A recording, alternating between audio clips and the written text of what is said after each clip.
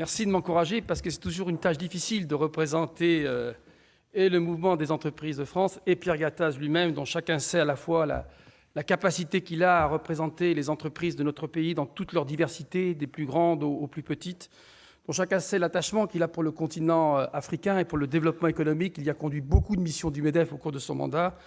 Et enfin, chacun sait l'engagement qui est le sien et la conviction qui est la sienne sur la place du numérique dans le développement, dans la croissance et dans l'évolution économique. Donc c'est évidemment une mission délicate qui m'a été confiée. Je vais essayer de m'y attacher, eu égard à l'amitié que vous nous faites de vous être rendu disponible pour cet échange, pour ces 6e assises de la transformation numérique en Afrique, lesquelles assises, tu le disais à l'instant, se situent sans doute en termes de calendrier, de manière extrêmement judicieuse, avant une série de grands rendez-vous. On ne va pas tous les citer, mais il y en a deux à l'évidence, ce grand sommet, Union africaine, Union européenne, qu'il nous faut réussir, dans laquelle la voix de chacun d'entre nous, qu'on représente des institutions, qu'on représente le secteur privé, doit être entendue, doit être portée.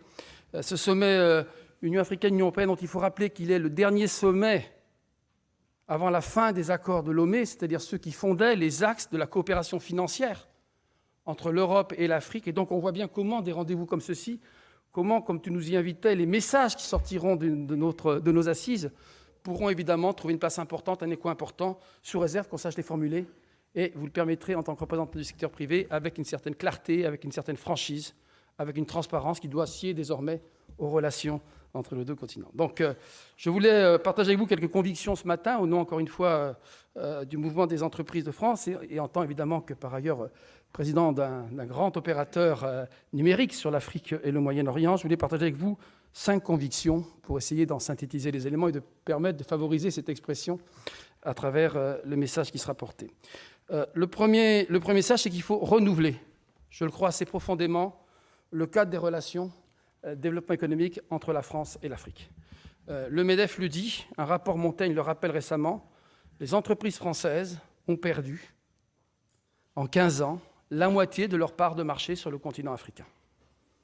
Est-ce qu'on passe ça sous silence, ou est-ce qu'on convient que derrière ce chiffre très fort, il y a une responsabilité collective, qui est celle des entreprises, qui est celle de ceux qui soutiennent le développement économique, la présence française. Nous n'avons pas su prendre la place qui aurait dû être la nôtre dans la croissance formidable du continent africain. Ayons la lucidité de le reconnaître, que des structures comme ça nous permettent d'y réfléchir sur les causes, le pourquoi et le comment de cette difficulté qui a pu être la nôtre, qui, encore une fois, dans un continent en pleine croissance, n'a pas forcément permis à nos entreprises de trouver la place qui est la leur. Je crois qu'il faut se le dire, il faut s'interroger. De même qu'il faut s'interroger sur le cadre institutionnel de nos relations. Je le fais ici, dans cette grande institution qu'est Bercy, dont je sais aussi la capacité à promouvoir des innovations et des réflexions importantes, mais je crois que les relations institutionnelles doivent être profondément revisitées. Pour reprendre des accords de Lomé, le MEDEF a la conviction, dans le groupe de travail que j'ai l'honneur d'animer, a la conviction que le cadre des accords ACP n'est plus adapté. Il faut très clairement poser le cadre d'accord entre l'Afrique dans toutes ses composantes, y compris évidemment l'Afrique du Nord, et l'Afrique subsaharienne et le continent européen. Nous pensons que la voix de la France, avec la force qu'elle a, de par l'histoire, qu'il n'est pas besoin de rappeler, mais aussi de par la force de nos liens, doit s'exprimer de plus en plus dans un rôle de leader, dans une relation de continent à continent, d'Europe à Afrique, et de moins en moins dans une relation de pays à continent. C'est quelques éléments comme ça que je voulais égrener en début de nos échanges, mais ayons la force de se dire que, face au constat que je rappelais tout à l'heure, il est extrêmement important que nous ayons, nous, acteurs français, qu'on soit secteur privé, qu'on soit institution publique, qu'on soit européen, la lucidité de s'interroger sur le cadre de ces relations et le profond renouveau qu'elles appellent. Le deuxième message, la deuxième condition pour réussir ce défi du numérique, c'est évidemment de rappeler quelques éléments clés de l'organisation de ce secteur du numérique. Trop souvent, dans les débats internationaux, quand on parle du numérique, on parle à juste titre de la place de l'écosystème numérique et en particulier du soutien qu'il faut apporter aux startups. C'est clé, c'est fondamental, j'y reviendrai, mais je le dis aussi, il est tout aussi important de s'interroger sur les conditions de la diffusion rapide du numérique au secteur économique traditionnel.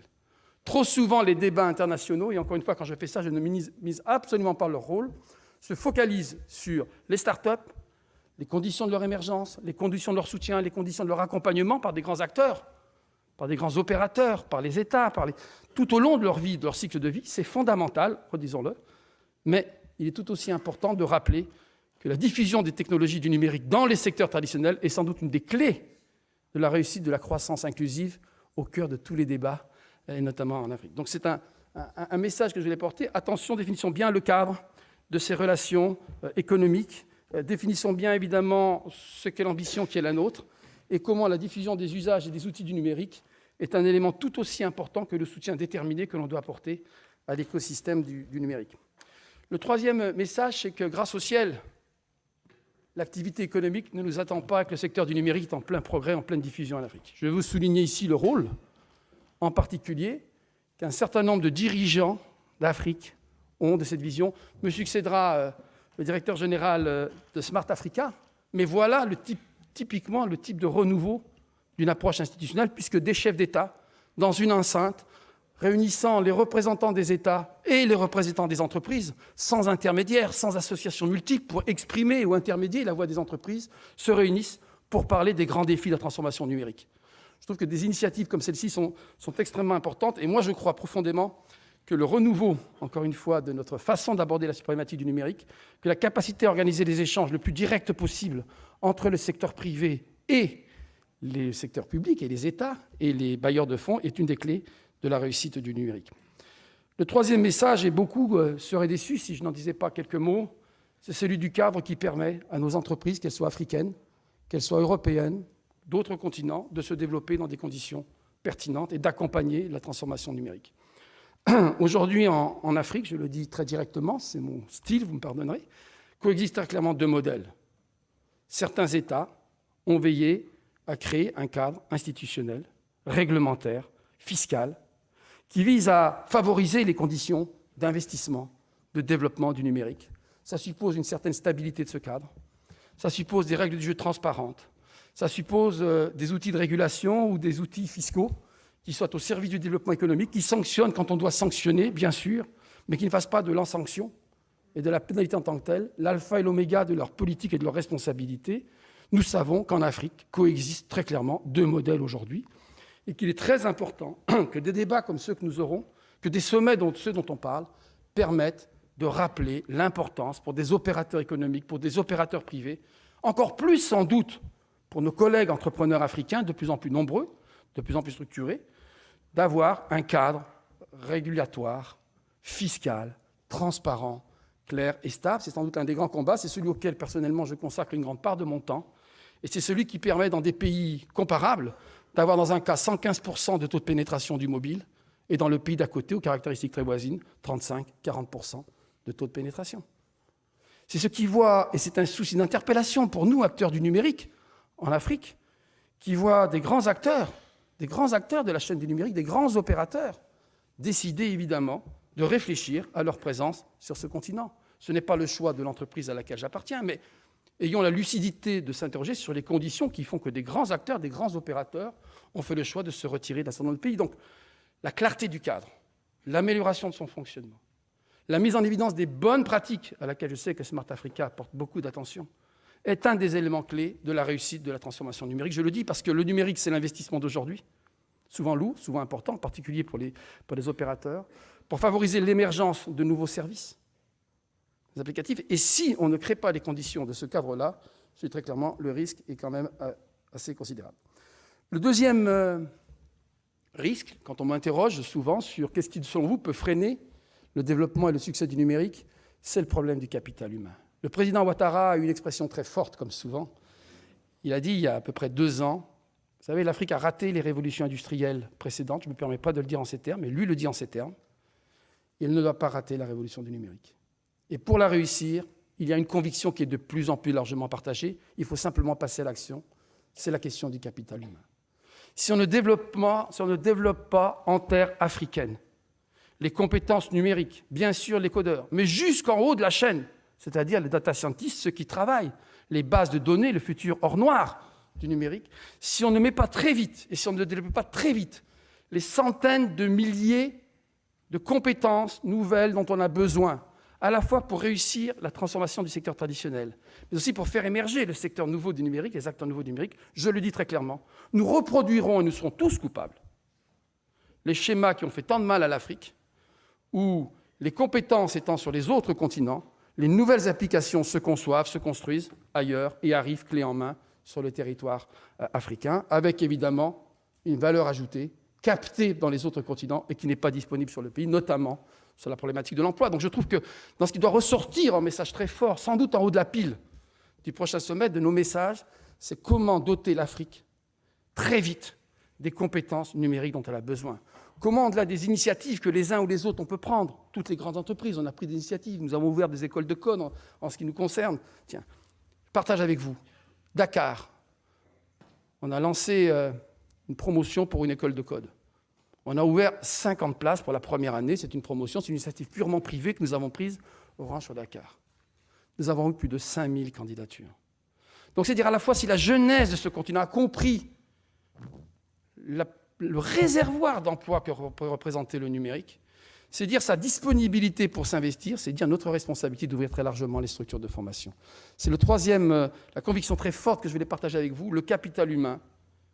Les fonds que l'Europe s'apprête à mobiliser en faveur du numérique, pour la première fois, on identifie à l'intérieur des enveloppes, des futurs fonds européens des enveloppes numériques, doit en priorité absolue être réfléchi sur les formations aux compétences numériques. Parce que sinon, les grands acteurs, comme l'entreprise que je représente, là où ils ont décidé de mettre leur centre de supervision des plateformes, c'est-à-dire un très haut niveau technique de suivi des plateformes pour plusieurs pays, en Afrique, là où d'autres ont fait le choix, vous pouvez les localiser sans difficulté en Asie, en Europe, voire même en Europe du Nord.